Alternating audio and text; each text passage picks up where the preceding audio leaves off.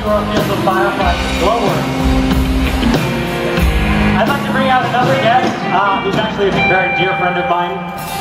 His name is Misha Collins.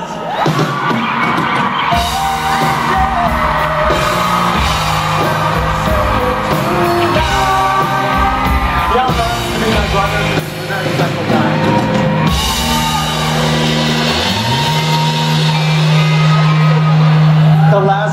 The last time that we did this was in Australia a few years ago, and we went to great pains. Like, I had been seen wearing certain clothes, so I took them off and put them on him, and I had been wearing a hat, and he wore the hat, and it was like a full disguise. But now we've grown so lazy, and we don't care anymore. And we're just like, yeah, you go out, they'll think it's you, and it won't matter. Hello, New York.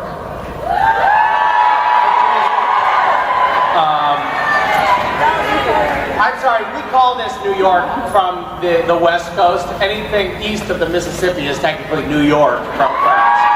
So, you're from Massachusetts. It is actually true. That's actually very wrong. Everybody's like, where are you going this weekend? We're like, we're going to New York. And we know we're going to New Jersey, and we don't care because we've given up and we're lazy. That's just how we operate across the board these days.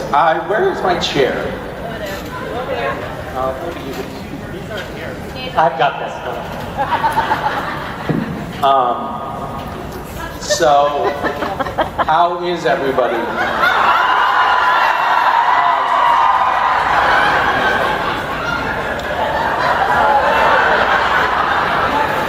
I think I've read this fanfic.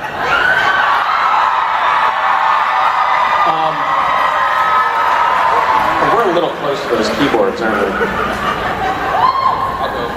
Well, we can always, but then if we move, we'll just fall off the edge, so I think this is for the best. All right, well, actually, Matt, can you give me a hand here, because I feel like I'm going to fall.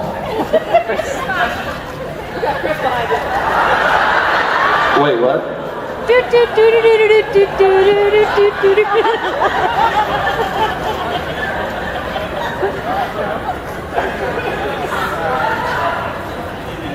I didn't pay for Cirque du Soleil.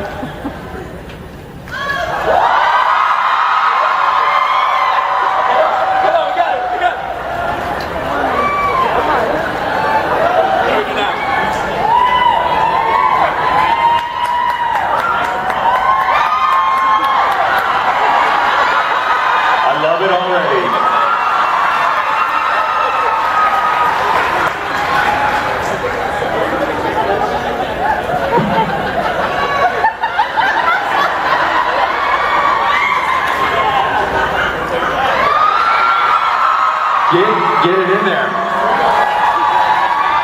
No daylight. I'm doing pretty good. Good. I'm so relaxed right now. Okay. So Matt, how's the show been going for you so far? Yeah, I feel real positive things happening so far. God, there's something weird poking into my chest. Yeah, okay, tell those, give me your Matt's shoulders. You guys are Get off. He is!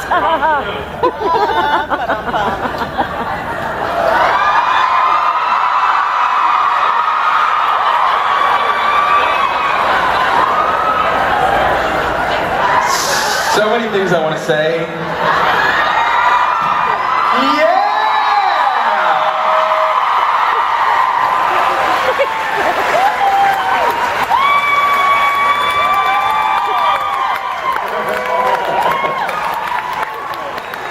Yeah, the ladies are still better. So this is my brother. We've known each other for 28 years now. That's right, 28 years. That's not right because Vicky and I we're just celebrating our 27-year anniversary, and I know I've known my brother longer than my girlfriend. It might have been the 70s.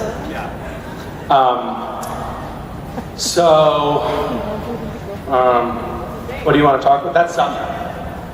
That's Sasha. Sasha Krushnick, this guy.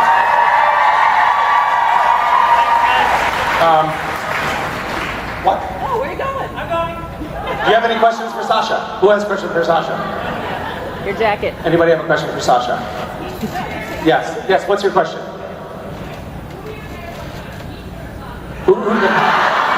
The parents. This was a question for Sasha.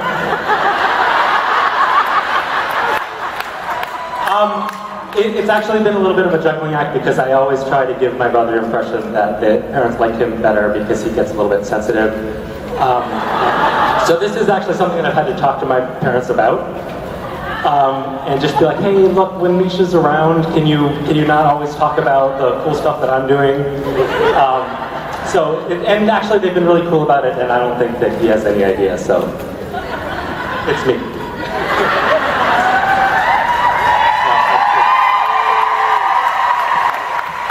Bye, Sash. Love you.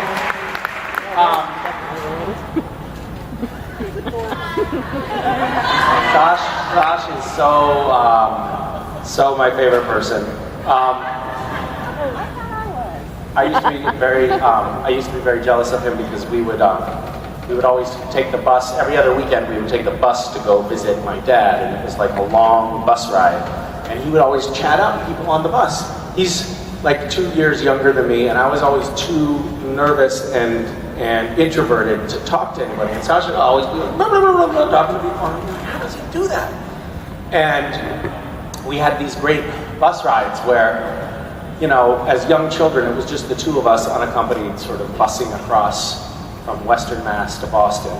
And we would always, about an hour and a half into the bus ride, get a little antsy, whatever. I was maybe, you know, when we started doing this, I was like 7, he was 5, and then we aged on the bus as well. But we would fight on the bus, and I was bigger, and I was, you know, resentful of the fact that he had made friends on the bus, and so I would torture him, and he had a couple of defense mechanisms.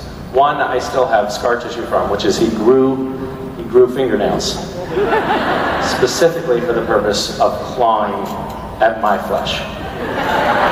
And the other defense mechanism that he had, which was very, very effective on the Englander bus line, was he would scream, this blood-curdling scream that would invariably cause the bus driver to pull off to the shoulder of the highway, come back, and separate us. So the Englander bus line enacted a policy that no 2 children under the age of 13 could travel unaccompanied on the Englander bus lines. That was kind of a special nod, tip of the hat to us. And so we started buying 1 child, 1 adult ticket to work our way around the rules. And then we got a little bit older. I'm telling you now my entire life story, I hope that's okay. We got a little bit older, and we would be at my dad's house in Boston. This is what, like by the time we were maybe 12 or 13, or I was 12 or 13, we would be like, Dad, you know what, it's Sunday morning, you know, you don't want to walk down the hill to the bus station with us. We got this, why don't you give us the money? And then we'll go and get on the bus ourselves. So he would give us the cash to go buy bus tickets and head home to Western Mass, and we would get on the on-ramp to the Mass Pike and hitchhike home with our pockets stuffed full of like $13 a piece. That's how we navigated our parents' separation, literally. Yeah. What else? Sash. When I was when I was 15, I believe, I guess Sasha would have been 12, our house burned down. And it was like a pretty catastrophic fire. It was this old, like, 1700s farmhouse in New England, and the only thing that was really left of it was the sort of facade of the front of the house. So you could, like, open the front door, but then behind that was just nothing. Everything was burned. And somebody was there with a video camera as the sort of smoldering ruins were still cooling off the next day. And we were kind of walking around, seeing if we could find anything, and then we came out the door, and it was me and Sasha sort of opening this door, and the video footage shows the front of the house, and the person that was holding the camera said, are you guys okay? It seems like you lost everything. Like, is that hard for you? And Sash looked right at the camera. We have this footage. He looks right at the camera and he says, yeah, it is hard. And just so sweet and endearing. He says, but the hardest thing is the cats. And I know. And the woman holding the camera said, oh my God, you lost your cats? And he said, no, they made it.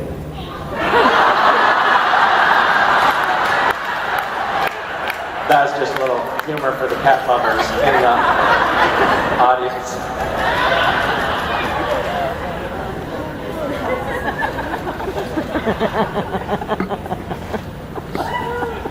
Okay.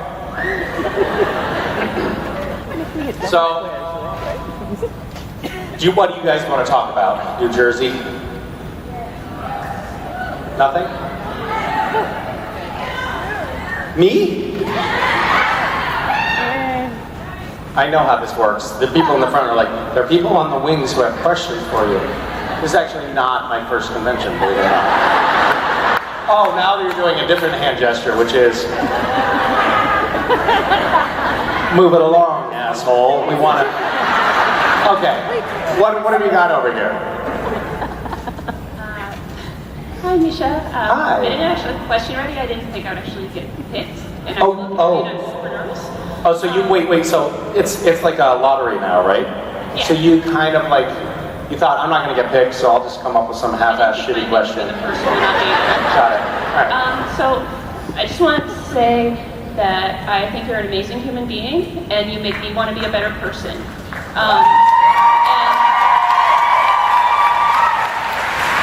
And my question is, what part of have you previously filmed, or that's coming up the next season? What's been the most challenging thing for you?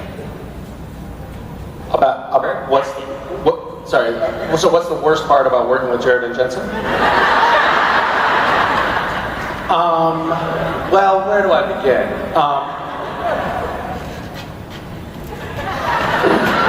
Hunker down, and I'll tell you. We had a rough day of shooting recently.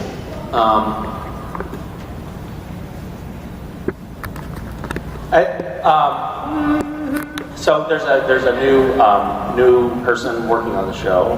His name's Alex. He's great. He's very sweet. He I think reminds us all of like Misha 10 years ago. Like still kind of has a naive, optimistic perspective on life.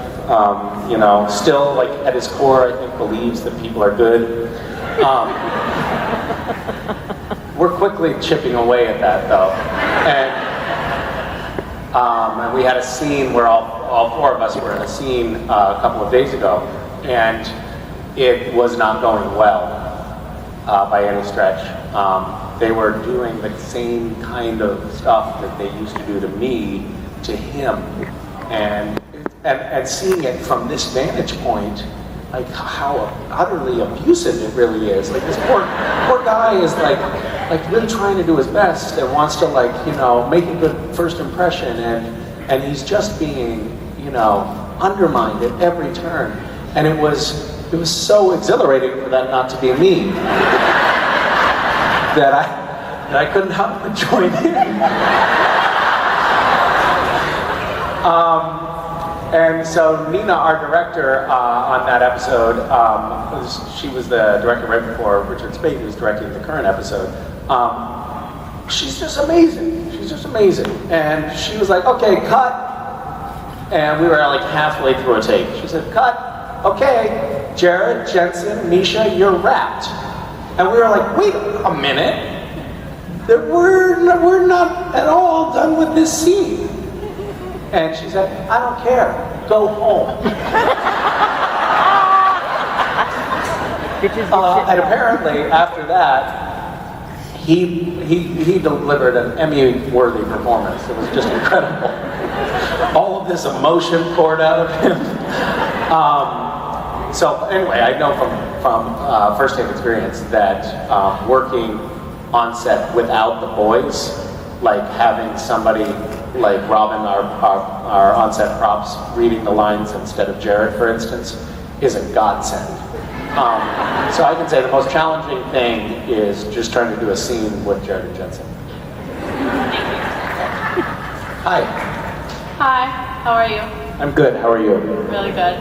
My question is, what's your go-to joke? Like if someone asks you to tell a joke, what's your like go-to? So this guy opens the front door to his house. This is a dirty joke, so those of you, there are kids here, this is a little bit off color, okay? Guy opens the front door to his house. On the porch he sees a snail. Bends over, picks up the snail, throws it into his yard. 2 years later, he hears a knock at the door. He opens the door, same snail. Snail says, "Hey, what was that all about?"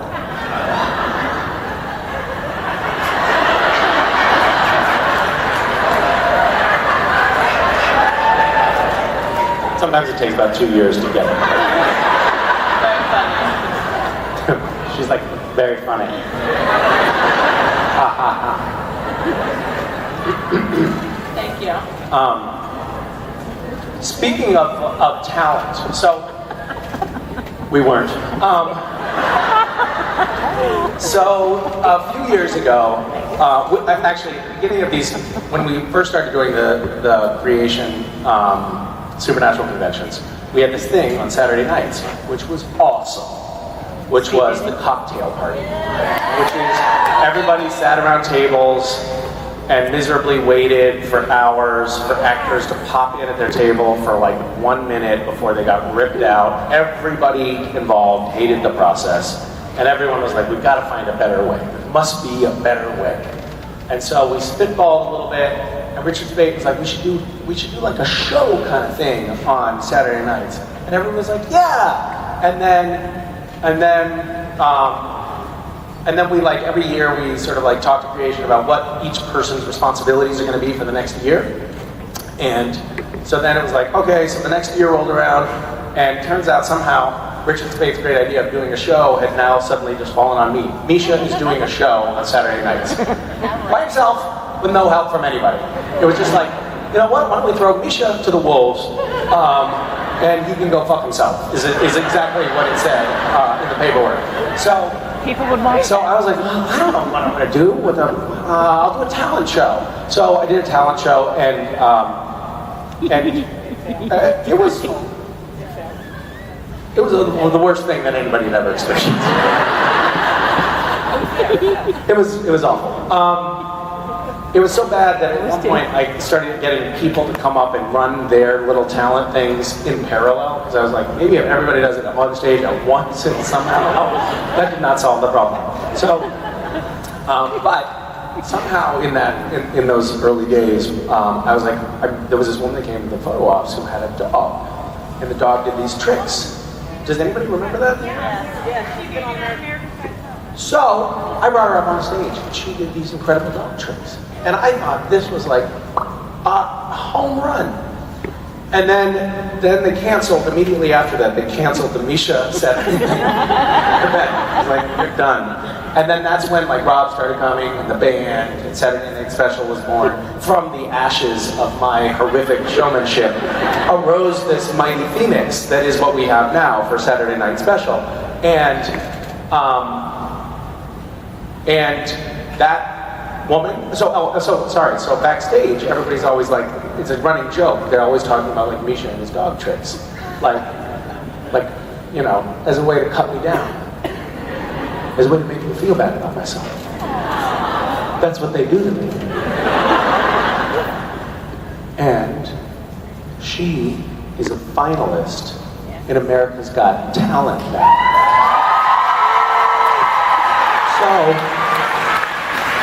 I now feel totally vindicated, and those people who happened to be here that night got an incredibly special sneak peek at one of America's rising talents, thanks to my great eye for talent and showmanship.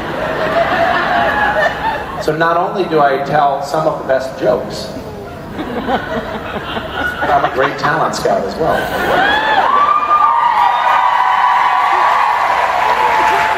I mean, you know, I'm sorry, but you don't see Loud and Swaying on America's Got Talent, do you? I'm just saying. Don't record that part, though, or if you did, just delete it with your thanks. Hi. Hi, thank you for being an amazing angel, first I'd like to say. Oh, thank you. I would like to know what you enjoy most about your character. That form of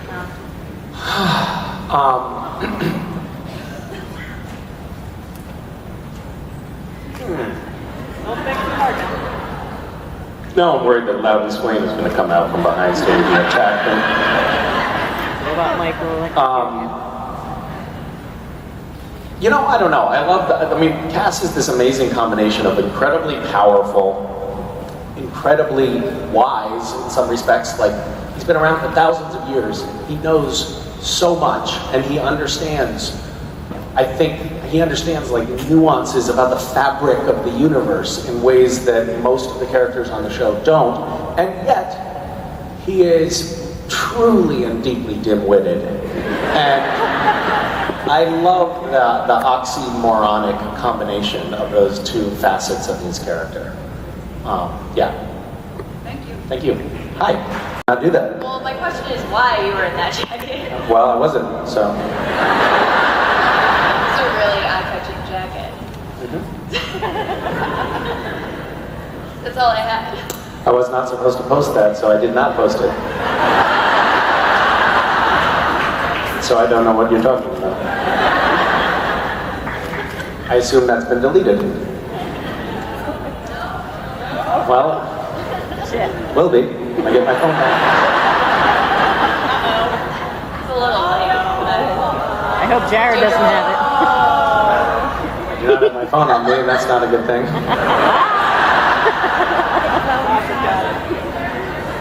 Yes, Swain has it. They heard you.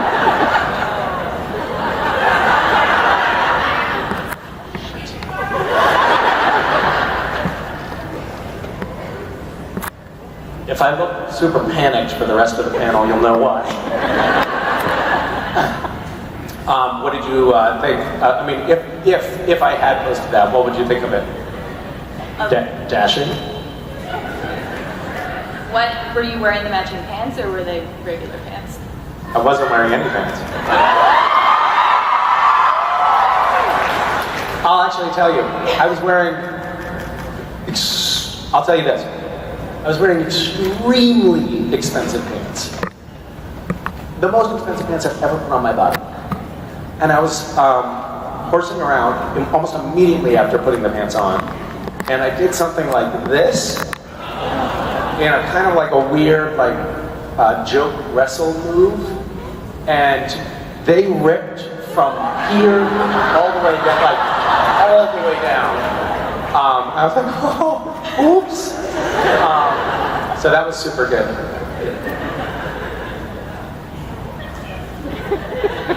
I don't know where to go with this. Yes. You'll find out, though. You will find out. Thank you. Yep. I don't know how to delete things with my mind, unfortunately. Why is it all wet?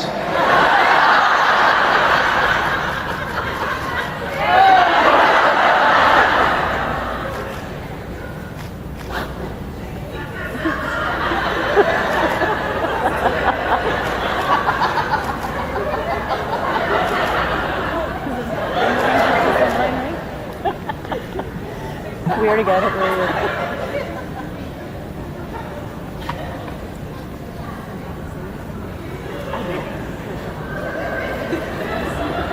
I post a lot of shit, don't I? Oh, but it's me saying something nice to people. I can't delete that, but that's just Photoshop. That's not real. I'm taking the Trump approach here. I'm just telling you a lie and hoping that you'll believe it. That's not really me. That's all CGI. Fake news. Marion. Hi. はい Hi, how are you? Great, how are you? Good. I'm good. Great, super. Okay, next question. My favorite thing to do with my parents is cooking. Like, what's their favorite thing to do with your kids?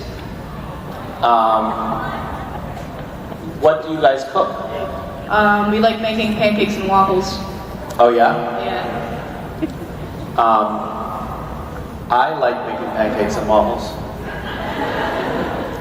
Here's my problem with pancakes and waffles. I try not to eat something that's basically cake for breakfast, which is what pancakes and waffles are, if we're being honest with ourselves. Like, yeah, sure, it comes out of the pan, it looks like a pancake, and then what do? You soak it in syrup until it's like this sweet, it's basically like eating icing. And so I try not to eat that kind of stuff because when you're, in your late 20s, your body doesn't metabolize in the same way it used to, so you can't really afford to eat like that. But my children love waffles and they love pancakes, and so I feel like, oh, they love it, I'll just do it. And then when I do that, I eat a waffle too, every time. So I have this push and pull with pancakes and waffles and my children. And usually the pancakes and waffles win. Some do say waffles are pancakes with abs.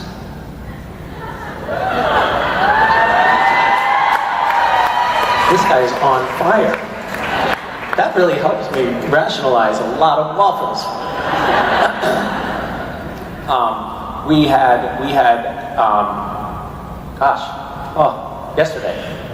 Yesterday morning we had waffles, and I got up early and I made the batter.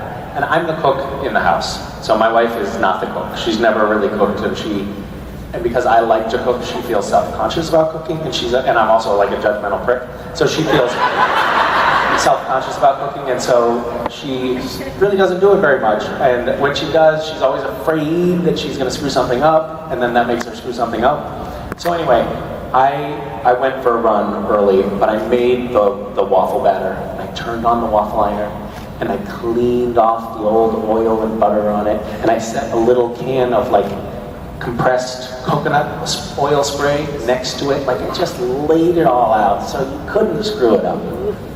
And then I came back and I opened the front door for my run, and the smell of waffles greeted me.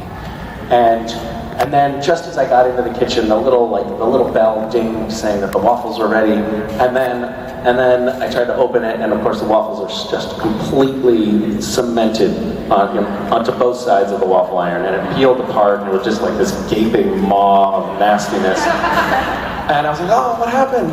Did you not put the coconut spray? She's like, no, I thought you already put it there. That's why it was there, you'd already put it on. And the kids picked up on Vicky being so disappointed that she had screwed up the waffles, that they were like, no, I love it that way. That's how I prefer it that way. It was the sweetest thing. So sweet. They're getting to the age now, my kids are getting to the age where they're becoming really sweet. My daughter has always been sort of pretty sickeningly saccharine, but my son went through a phase where I was like, oh, is he gonna, accidentally kill somebody? It's not an accident. But he's getting so sweet now. Today is, let me see if I can tell the story and not tear up. Today is my son's birthday. He turned 7 today. Happy birthday. And, yes, surviving 7 years. And I felt very bad about the fact, because this is the first year he's really gotten excited about it, and he's been asking about, can I have a birthday party? And I felt really bad about the fact that I wasn't going to be there for his birthday. So I went kind of all in on doing a birthday party for him last weekend. And what he wanted to do for his birthday, we have discovered this is a long story, guys, I'm sorry, I hope you're comfortable. We discovered in our house that there had been pirates. At some point, we have an old house, about 100 years old, we discovered that at some point in the attic there were pirates that hid treasure, real diamonds. Probably, we estimated from what we found, more than $20 million worth of diamonds. Giant diamonds, about as big as maybe a golf ball. made out of something that looks remarkably like plastic, but they're actually diamonds. And so this has been a source of tremendous excitement, except for the children, the door to the attic is in their bedroom, and now they're afraid of their own bedroom and can't go to sleep because they think that there are pirates still there. So now I have this whole mythology about how no, for sure, there's no pirates. No pirates have actually set foot in North America in the last 75 years. And then we went into the other part of the attic, which is off of my bedroom, and we found this note. And the note was from a guy named Sir Ian Drake. And Sir Ian Drake was not a pirate. And he also hid some treasure. So there was a lot of excitement about treasure going on. And so Wes wanted to do a treasure hunt for his birthday. And what the note had said, I've hidden treasure all over this bay. We live on Bellingham Bay in Washington. And I just thought, like, all right, that opens up a lot of opportunities for down the road. We can deal with finding stuff that I can't figure out where to hide right now. Anyway, on his birthday, he wanted to go on a bike ride around the bay with all of his friends on a treasure hunt. And so we went on a bike ride. We found, amazingly, we found all kinds of clues. I was on the train talking to Vicky about like planning the birthday party. I got really into it, and I was like, oh, you know what we can do in the note? We can say, I was on the phone in the train talking kind of loudly on my headset. We can have, like, we can say, there's a message hidden in the third branch of the little sapling in the front yard. And then the kids will have to figure out, wait a minute, that sapling is now a giant tree because this was 100 years ago. And this woman turned around in her seat and she just went like this 70-year-old woman just glared at me, and I was like, oh my God, I'm that asshole who's like talking so loud on his cell phone. And I was like, sorry. And then I went back to like talking quietly. And then about 20 minutes later, I was off the phone, and she turned around and she said, I'm sorry, I just want to tell you, I was not glaring at you. I just thought what you were talking about sounded so interesting. Are you writing a screenplay?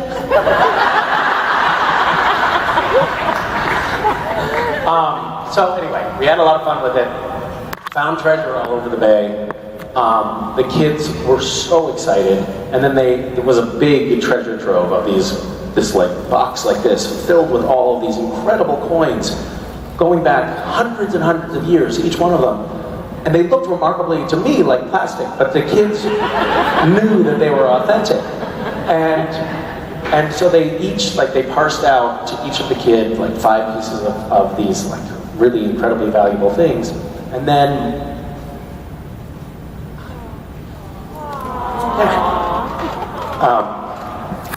Wes was like, okay, that's enough.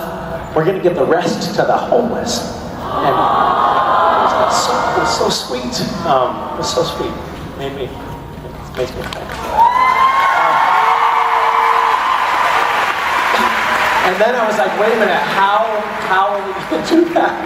Because the last fucking thing I wanted to do was like go up to a homeless person and give them like a box of useless plastic and be like, here you go, enjoy, dickhead. You know?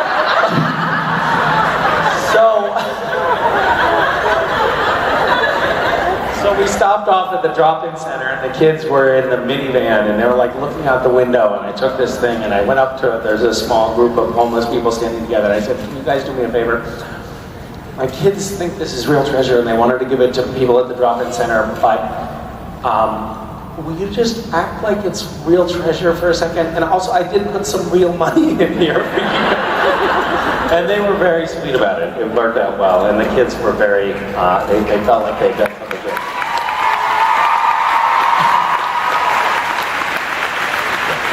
It was like I had this moment of being like, oh my God, that's so sweet. Oh fuck, how is that gonna? That's gonna go really badly. All right, thanks for the talk. It sounds like you're doing an amazing job with your kids. They seem really kind. They're getting sweet. Yeah. Hello. Hi. Thank you for making this the best day ever. Thank you for making it the best day ever. And I was wondering, if Cass switched bodies with anybody, like any other character, who would it be, and what would that date be like? What would the what be like? What would that day be like, where Cass is another person? Like, what would happen? Wait, did you say date or day? Day. Unless he wants to go on I a got date with super someone. confused. with your hypothetical. Yeah, I didn't think I was gonna get picked.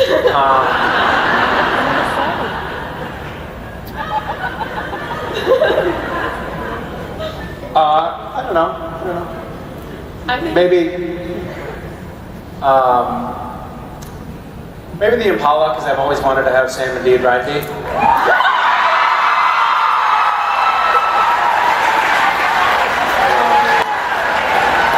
that sounds like an interesting day. You're a bad, bad person. Yeah. Thank you very much. Thank you. Hi. Hi. Do you know any other languages than English? Not really. And if you were to learn one, which one would it be and why? Well, I think that in my life, probably Spanish would be the most useful language to learn. I have like rudimentary construction Spanish that I picked up doing construction work. So I can manage to communicate a remarkably large number of things with construction Spanish, or at least I think I'm communicating something. And then I speak a little bit of Russian, but my Russian is очень плохо. Правильно.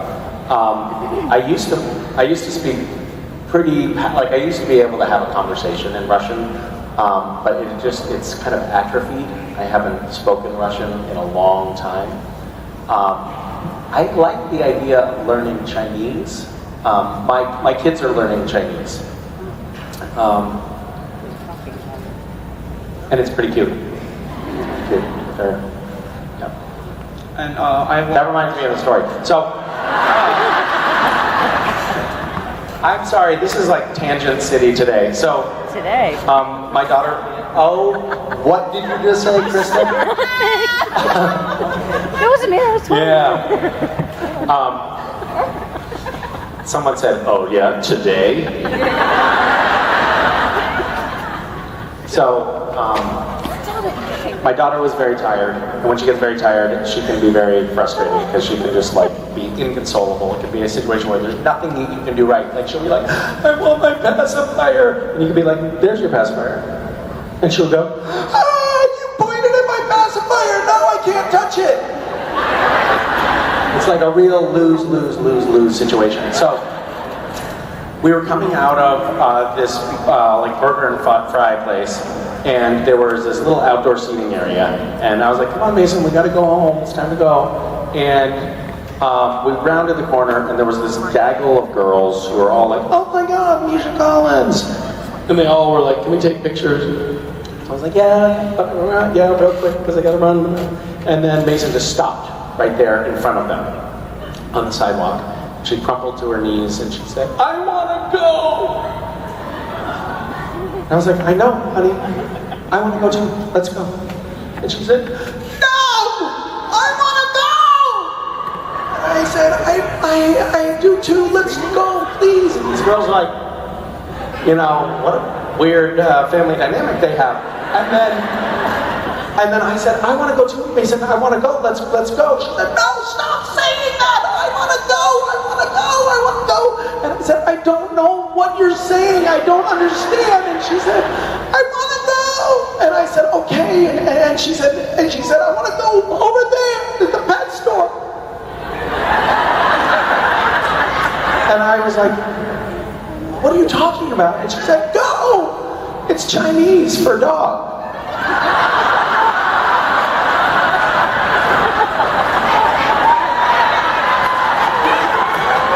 And she knew what she was doing. Tears streaming down her face, like, you're such a bad father for not.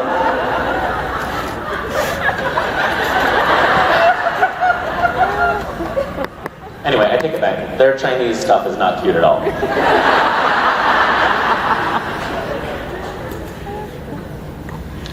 What language do you want to learn? I don't know. Well, probably French. Probably French. Or Italian, because that's two places I would most likely go in the future. I think that's wise. You know, the nice thing about French is it's lingua franca. Nobody knows what that means. Now the lingua franca really is English, right? Okay. Boss? Does anyone know that term? Can anyone fact check me on that term? I think lingua franca means like the language of the world, because at a certain point in the 1800s, not to school you, French was the language, the universal language. So if you wanted to learn a language that other people were going to know as well, you would learn French. But now that language has become English. Like English is the most common universal language. So ironically, now you could say that English is the lingua franca. Thank you for allowing me to prove myself right. Excellent. Good choice. Or you can get an app, like a translate app, and skip the whole learning anything business, because it's a waste of time. Great. Hi. Hi. I want to know what was your favorite, did you like playing, when you just came? What?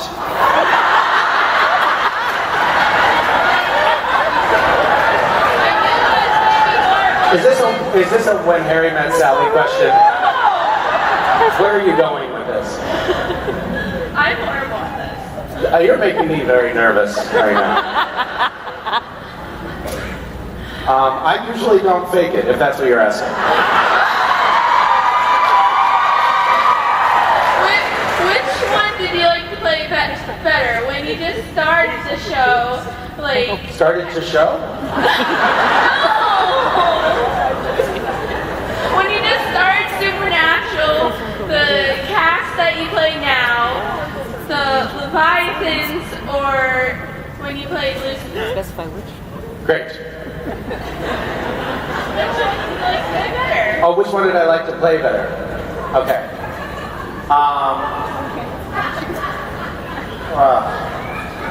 What did I like best when I first came?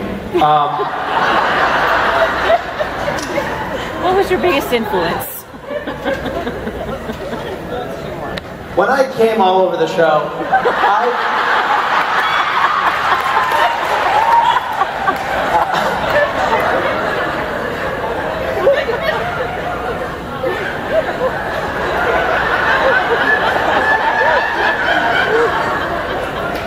There's no coming back, we're in China. I don't understand that reference. What? I don't understand that reference.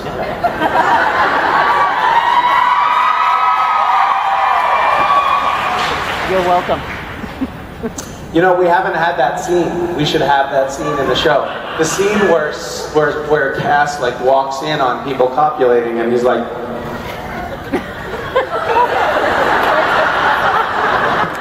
Dean.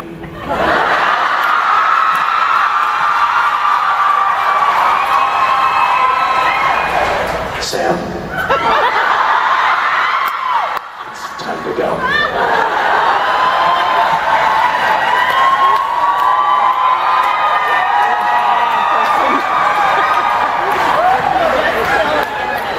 What? You just killed the internet. Dead. He's dead. That was pretty funny.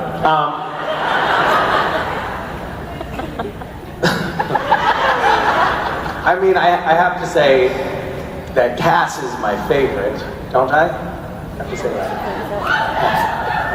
Just Cass. Regular Cass. Boring, old, socially awkward Cass.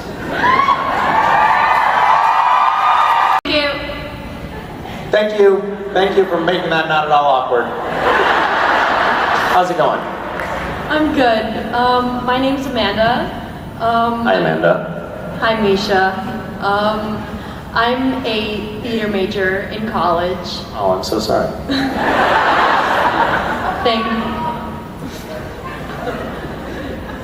Okay, enough from the peanut gallery over here. So my question for you is, what advice do you have, considering that you did not go to drama school?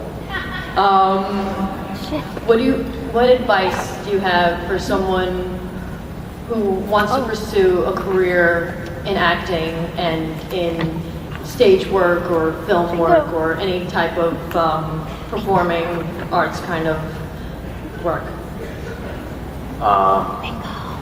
There's going to be very little that I can say about this that doesn't sound trite, but that's never stopped me before.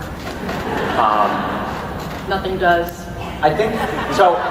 There's this book called Freakonomics, and in Freakonomics they liken being a drug dealer to being an actor, in the sense that there are lots and lots and lots and lots of people who are drug dealers who make almost no money. Like they're just selling a joint here, a crack vial there. Just a little bit. They're not making, they're barely making, ends meet. But there's a few people who make a ton of money and do really well and drive around in Escalades and have, private jets and huge houses. They live the dream. It's great. It's great being a successful drug dealer. If you can get in on that, I would recommend it. But the same thing is actually kind of true with acting. Like if you look at the statistics on like actually having a successful acting career where you're making a living, and by the way, it's not being like an A-lister, it's just making a decent living as an actor. It's really uncommon. It's remarkably uncommon. It is hard to get into the Screen Actors Guild. And once you do get into the Screen Actors Guild, only 5% of the members of the Screen Actors Guild make more than $10,000 a year or something like that. That's not a real stat, but it's something like that. Like it's remarkably few people that actually make any kind of living as actors in the Screen Actors Guild. So you have to be kind of crazy to do it.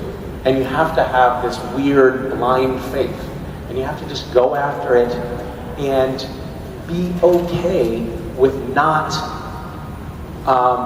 landing the role, with not getting the job. The only way I struggled for a long time, like you could take Jared's approach, okay, which is just be walking in the mall and have somebody be like, I want you on my TV show for the rest of your life. And that was basically his career path. So if that opportunity presents itself, I would do that. But barring that, like my path was actually really long. It took me, I was, getting roles here and there, but it took me a long time to get to the point where I was like actually making a decent living and had what I consider a career at this. And the only way I survived that decade, because it was about a decade, was by enjoying the process. So I went through a period where I was like, I can't do this anymore. I hate it. I'm going to auditions. I'm never getting the parts. It sucks. There's so much competition. And then I just said, you know what? If I'm going to keep doing this, I'm going to love every step of the way. I'm going to make it so that I can go to an audition and not get the part and feel like it was a win. And the only way to do that was to just make the process, the whole process itself, something that was satisfying in and of itself to me. So that is that's I think why I ended up having some success. There's all sorts of other factors that went into that, like luck and the like. But I could still be doing what I was doing before and be happy. And I think that that's critical. Because if you're like resisting the process, you're not gonna make it, and it's not gonna be fun. It's just gonna suck. So that's one thing. And another piece of advice that I would have is just be like blindly naive and optimistic. Like just be totally unrealistic and allow yourself to jump into things that you have no business jumping into. When I first started acting, I was living in Washington, D.C., and I got a shitty old Honda, and I was driving almost 1,500 miles a week. I was driving all the way down to South Carolina and all the way up to Boston auditioning for things. And I was like, if I had the slightest chance at anything, I went for it. And wasn't letting anything, I was gonna make it like, at the very least, every step of the way, I'm gonna know that I tried my hardest. And sure, I'm not talented, sure, I don't know what I'm doing, but at least I'm trying. And I think that that's also a critical ingredient. right? Trying is doing. Trying is doing, even if what you're doing sucks. Doesn't matter. Just keep trying. And you'll get there.